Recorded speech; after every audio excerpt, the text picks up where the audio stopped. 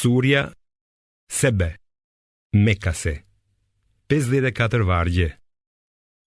Bismillahirrahmanirrahim. Me emrin e Allahut, të gjithë mëshirshmit, mëshirë plotit. I lavdëruar qoftë Allahu, të cilit i përket gjithçka që ndodhet në qiej dhe në tokë. I lavdëruar qoftë Ai edhe në jetën tjetër. Ai është i gjithdijshëm dhe i urtë. Ai di çfarë hyn në tokë dhe çfarë del prej saj, çfarë zbret nga qielli dhe çfarë ngrihet drejt tij.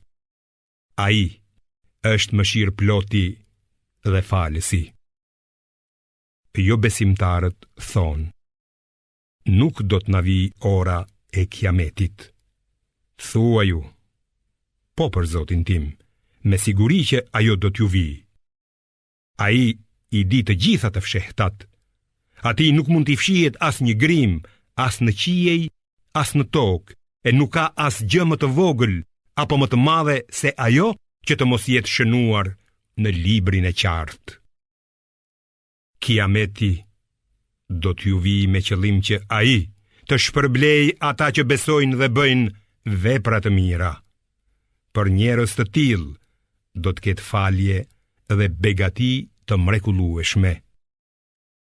Ndërsa për ata që luftojnë kundër shpalljeve tona, duke u përpjekur që t'i pengojnë ato, do të ketë dënim të tmerrshëm dhe të dhëmshëm. Ata, të cilëve u është dhënë dituria, e shohin se ajo që të është zbritur ty nga Zoti yt është e vërteta, e cila të udhëzon në rrugën e të plotfuqishmit dhe të denjit për çdo lavd. Ndërsa jo besimtarët thonë, a doni t'ju tregojmë një njeri që pretendon se kur të shpërbëheni plotësisht e të bëheni pluhur, ju me siguri do të rikrijoheni nga e para. Apo trillon gënjeshtra për Allahun, apo është i çmendur? Nuk është kështu. Por ata që nuk besojnë në jetën tjetër, do të dënohen dhe janë në humbje të madhe. Vallë, a nuk shohin ata çfarë ka para tyre e pas tyre në qiell dhe në tokë? Si kur të donim, ne do t'i fundosnim ata në tokë, ose do të hidhnim mbi ta copa nga qielli. Me të vërtet në këtë ka shenjë për çdo rob që kthehet tek Allahu me pendes. Me të vërtet, ne i dham Daudit mirësi prej nesh dhe tham, o male dhe zogj, lavdërojeni emrin tim bashk me Daudin. Ne ja zbutëm atij hekurin dhe i tham, puno parzmore të gjera, thuri ato me maja të baraspeshuara dhe bëj vepra të mira. Pa dyshim, unë shoh çfarë punoni ju. Sulejmanit, ne ja nënshtruam erën, me të cilën udhëtimin e një muaj ai e bënte brenda një paraditeje ose një pasditeje. Ne i dham atij një burim të rrjedhshëm bakri të shkrirë dhe gjinde që i bëm të punonin para syve të tij me urdhërin e Zotit të tij. Këdo prej tyre që largohet nga urdhëri ynë, do ta bëjmë që të shijojë dënimin e zjarrit. Ata punonin për atë çfarë të dëshironte, faltore dhe statuja, enë të gjera si puse dhe kazan të mëdhej të palëvizshëm. O familje e Daudit, bëni falenderim për Allahun. Megjithatë, pak nga robërit e mi i janë falenderues. Kur ne i caktuam atij vdekjen, atyre nuk u dha shenjë askush për vdekjen e tij, pos krimbi të drurit. Dhe kur u rrëzua Sulejmani, u bë e qartë se sikur ta dinin gjindet të padukishmen, nuk do të vijonin në dënimin e poshtëruar. Vendbanimi i Sebës ishte një shenjë e qartë për banorët e tij. 2 kopshte në të djathtë dhe në të majtë të lumit. Ne u tham atyre, hani nga ato që ju ka dhënë Zoti juaj dhe falenderojeni atë. I mrekullueshëm është vendi juaj, dhe falës i madh është Zoti juaj. Por ata nuk u avun veshin fjalëve tona, prandaj ne lëshuam mbi ta ujërat e digës dhe 2 kopshtet e tyre u azëvendësuam me kopshtet të tjera, me fruta të idhta marine dhe pak lotusa.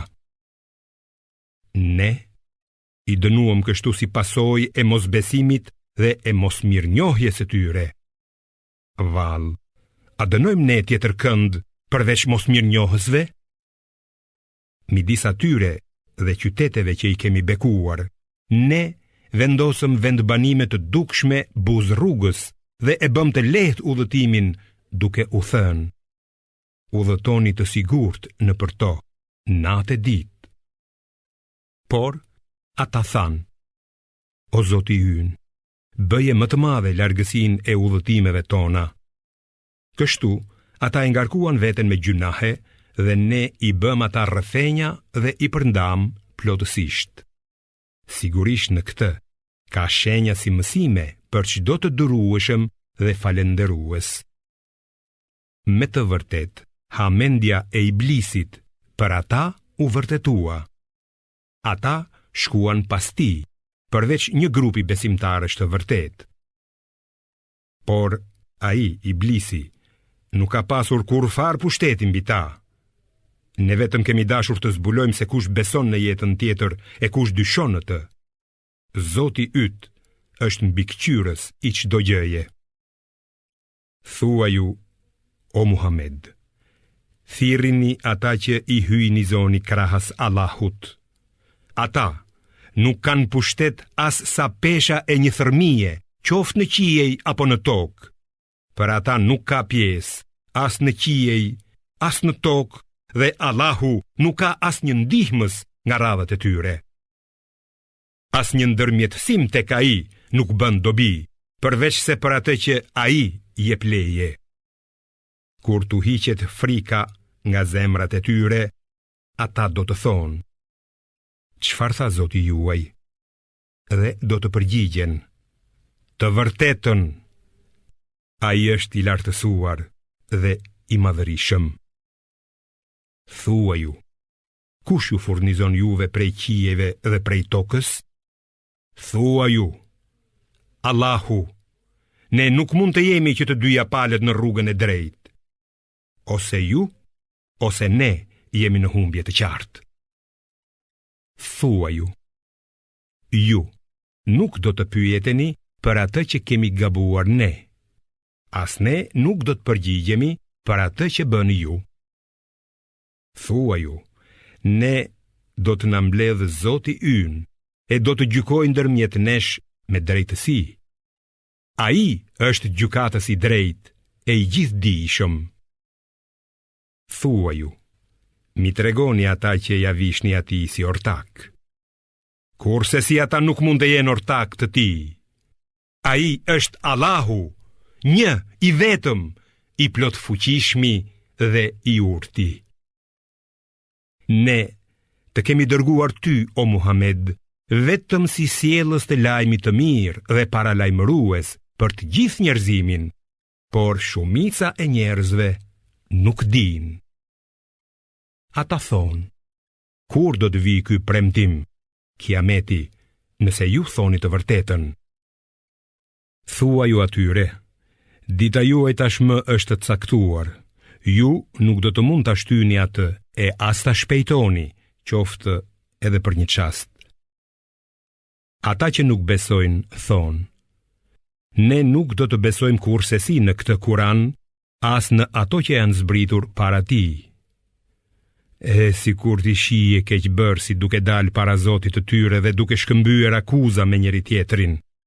Të doptit do t'u thonë atyre që madhështoheshin: sikur të mos ishit ju, ne do të ishim besimtar. Ata që madhështoheshin do t'u thonë atyre që i quanin për të dobët: vallë, ne ju penguam nga udhëzimi i Allahut kur ju erdhi juve? Jo, por ju jeni keqbërës. Ndërsa të doptit do t'u thonë atyre që madhështoheshin: nuk është kështu, ju keni komplotuar natë e ditë, duke na urdhëruar që ta mohonim Allahun dhe t'i vishnim atij zotat e tjerë të barabartë me atë. Dhe ata do ta fshehin pikëllimin kur ta shohin dënimin. Ne do të vëmë vargonj në qafat e atyre që mohuan. A do të ndëshkohen ndryshe, veçse sipas asaj që kanë bërë. Në çdo vendbanim që ne kemi nisur ndonjë të dërguar, ata që bënin jetë luksoze thoshin: me të vërtet ne nuk besojmë në mesazhin që keni sjell. Dhe thanë: ne kemi më shumë pasuri dhe fëmijë, prandaj ne nuk do të jemi të dënuar. Thua ju: pa dyshim Zoti im ja shton riskun ose ja pakson kujt doj, por shumica e njerëzve nuk e din këtë. As pasuria juaj, as fëmijët tuaj nuk do t'ju afrojnë më shumë te ne, por vetëm ata që besojnë dhe bëjnë vepra të mira e meritojnë këtë. Ata do të kenë shpërblim të shumëfisht për atë që kanë bërë dhe do të jenë të sigurt në banesa të larta në xhenet. Ndërsa ata që përpiqen t'i luftojnë shpalljet tona, ata do të dënohen. Thuaj: me të vërtet, Zoti im i jep begati të bollshme kujt doj nga robërit e tij dhe ja pakson kujt doj. Ai u azëvendëson atë që e ndani ju. Ai është dhuruesi më i mirë. Ditën kur do t'i tuboj të gjithë, do t'u thot engjëjve: vallë, këta juve ju adhuronin? Ata do të thonë: qofshi lavdëruar ti, o Zoti ynë. Ti je mbrojtësi ynë, jo ata. Ata adhuronin gjindet dhe shumica e mohuesve u besonin atyre. Atë ditë, ata nuk do të mund t'i bëjnë as dobi, as dëm njëri tjetrit. Ne do t'u themi keqbërësve: shijoni dënimin e zjarrit të cilin e keni mohuar. Kur ju lexohen atyre shpalljet tona të qarta, ata, paganët e Mekës, thonë: ky Muhamedi a.s.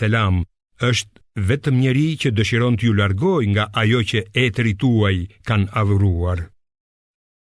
Dhe ata thonë: ky Kur'an nuk është asgjë tjetër veçse një gënjeshtër e trilluar.